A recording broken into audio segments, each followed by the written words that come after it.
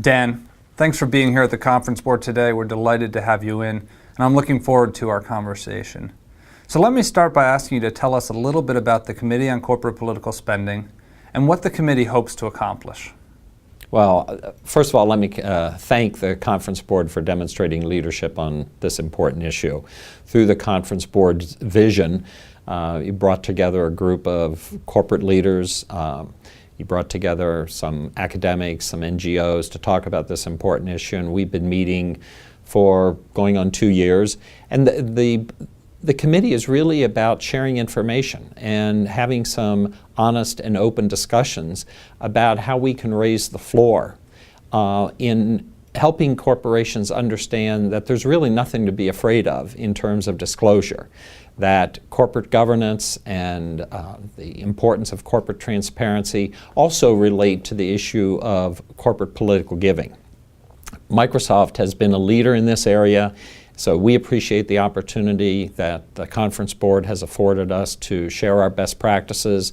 And through the Conference Board and the network that the Conference Board has brought together, I regularly get phone calls from other companies to share information and to learn. So I just want to congratulate the Conference Board for giving Microsoft and other companies the opportunity to participate.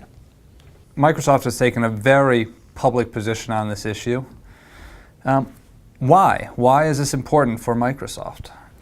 Well, it really goes to Microsoft's culture of strong corporate governance. Since the company was founded by Bill Gates and Paul Allen, over 30 years ago, Microsoft has always been a leader and a recognized leader in the area of corporate governance, which really goes to the values that our two founders brought to the company and that continue today. So it's an issue of culture and an issue of governance. And the work that we're doing in the area of political giving is completely aligned to the work that we do across all governance areas. We've been a leader and been working on this issue for a number of years. And as I've told you and some other colleagues on the committee, I have really been heartened by the support that I've seen internally for demonstrating leadership on this issue.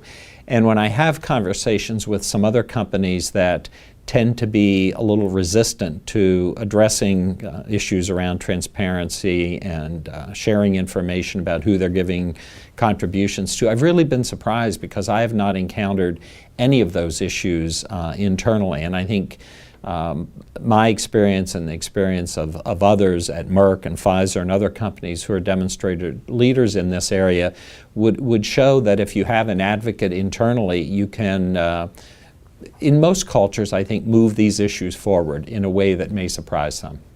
Microsoft has been looking at this issue for a long time, and I'm curious if you can share a little bit about the journey and how you ended up at your current iteration with the political reporting principles. Sure. It goes back to Microsoft's commitment to stakeholder dialogue and stakeholder engagement.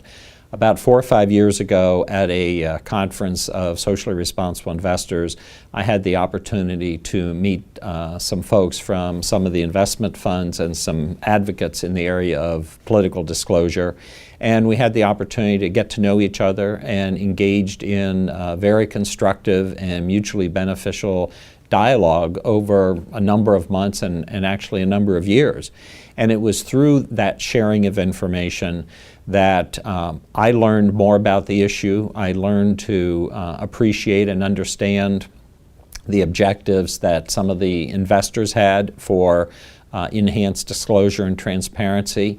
And I think they would say that they benefited from the conversations with Microsoft and other companies to learn of some of the issues that we face internally regarding political decision making, particularly in the area of trade association, which hopefully we'll have an opportunity to chat a little bit about. But it's really through we came to this issue through a process of stakeholder engagement and stakeholder dialogue. Dan, since you raised the issue of trade associations, can you share how Microsoft is addressing that issue? How are you engaging with stakeholders and with trade associations? Well, like all large global corporations. Microsoft belongs to a wide range of trade associations for a variety of purposes. Some trade associations are very focused on particular technology issues that are relevant to our industry and to our business. Other trade associations we engage in and work on because of the issues that we focus on in advancing our public policy agenda. Issues around trade, issues around IP protection, issues around immigration.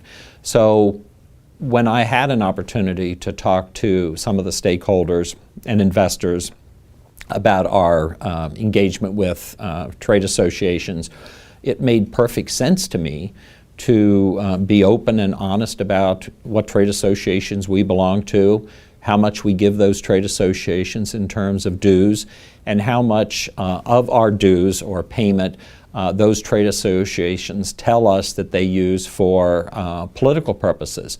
And we disclose that information on our website and update that information on an annual basis. One of the issues that came up during the conversations with some of the shareholders was I was able to share with them the difficulty that some companies have, including Microsoft, of just gathering the information regarding stakeholder and trade association membership. Our trade association memberships are managed by a large number of people across Microsoft, and there is no central repository for all of the information that some of the shareholders were asking us to collect. So we work together and learn together, and as a result of those conversations, we are now on a path to reporting the trade associations that we belong to advance our public policy agenda here in the United States through our Law and Corporate Affairs group. And we're able to do that in a way that I think would certainly addresses some of the accounting challenges we had internally or disclosure challenges we had internally, but also in a way that helps address the concerns and interests of shareholders. Dan, I want to thank you again for taking the time to be here today. You've shared some great insights. So let me just open it up for you. Is there anything else you'd like to share before we wrap? First of all, we appreciate the opportunity to participate in the Conference Board Committee, and again, we commend the Conference Board for demonstrating leadership in this area. I hope that folks take an opportunity to read the publications that the committee has put forward. There's going to be a lot of attention focused on this important issue between now and November 2012 with the elections coming up here in the United States.